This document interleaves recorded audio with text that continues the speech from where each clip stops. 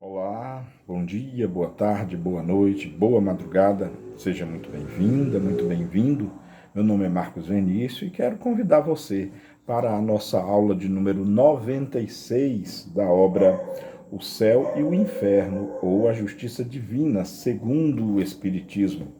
Na aula de hoje, dando continuidade à comunicação dos espíritos sofredores, hoje nós teremos a interessantíssima comunicação também do senhor François Riquier. Vamos conhecer primeiro quem foi em vida o senhor François Riquier. François Riquier, homem muito comum, era um velho avarento, solteirão, morto em... Aí aqui não diz qual é a cidade. Em 1857. Interessante. Ano do advento da doutrina espírita, com a publicação de um livro dos Espíritos, né, que veio a lume a 18 de abril de 1857.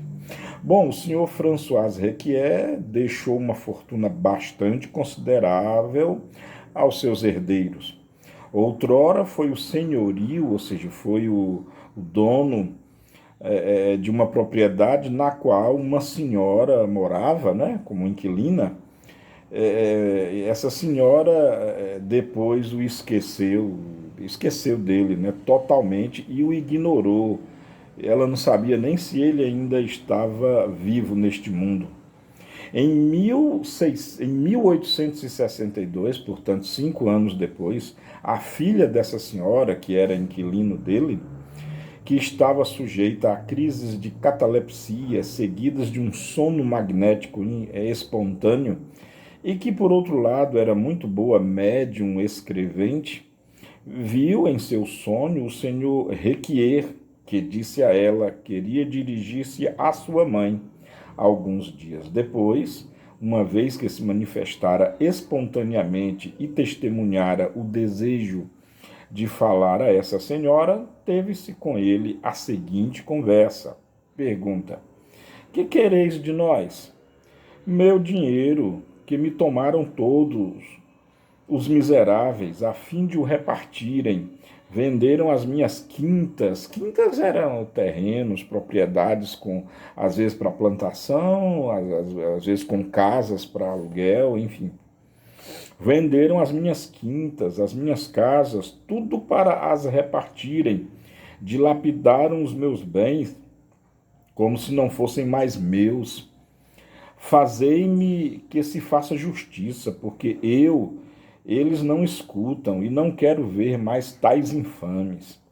Dizem que eu era usuário e guardam o meu dinheiro. Por que não me querem devolver se acham que foi mal adquirido? Olha só o apego, né, ainda a posses, que sofrimento. Pergunta: mas estás morto, meu homenzinho, não tendes mais necessidade de dinheiro. Pedi a Deus para ter uma nova existência pobre, para expiar a avareza desta.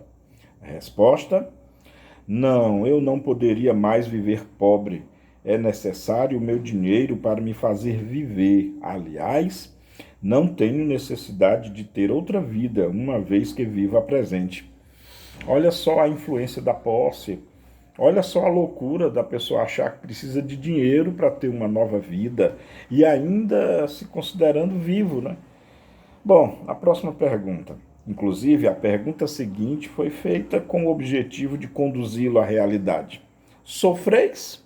É a resposta. Oh, sim, eu sofro torturas piores do que a doença mais cruel, porque é a minha alma que suporta essas torturas. Tenho sempre presente no pensamento a iniquidade de minha vida, que foi um motivo de escândalo para muitos. Sei bem que sou um miserável indigno de piedade, mas sofro tanto que é necessário ajudar-me a sair deste miserável estado.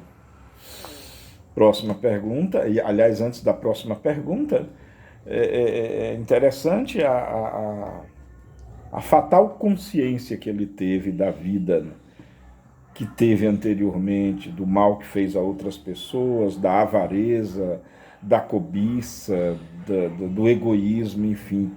que acaba fazendo ferir muito mais.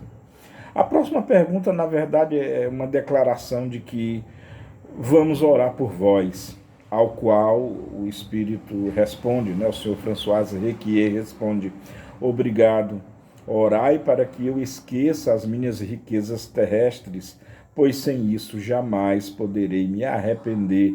A Deus e obrigado. François Requier, e é interessante que ele deixou o endereço dele, Rua de la Charité, número 14. Há até uma observação aqui do Allan Kardec. É bastante curioso ver este espírito dar o seu endereço, como se estivesse ainda vivo. A senhora, que o ignorava, apressou-se em ir verificá-lo e ficou muito surpresa em ver que a casa indicada fora bem a última que ele habitara. Assim, depois de 5 anos, ele se achava ainda na ansiedade terrível para um avaro de ver os seus bens divididos entre os seus herdeiros. A evocação, sem dúvida, provocada por um bom espírito, teve por efeito fazê-lo compreender a sua posição e dispô-lo ao arrependimento. Que bom, né? Que bom que ele entendeu, que bom. Olha o objetivo cristão da mediunidade, né? Levar o espírito sofredor a um nível de consciência que, com o progresso, por ele mesmo procurado e conquistado, ele vai obter paz, vai obter saúde espiritual, por assim dizer, e seguir com a vida. Muito interessante, né? Não esqueçamos, um dia seremos nós. Essas lições servem para todos nós também. Excelente mensagem, muito instrutiva. O que vocês acharam? Deixem aí nos comentários, só se quiserem. Era essa a aula de hoje. Muito obrigado pela atenção. Beijo no coração de todas e todos. Amemo-nos como Jesus nos amou. Isso, de fato, é importantíssimo.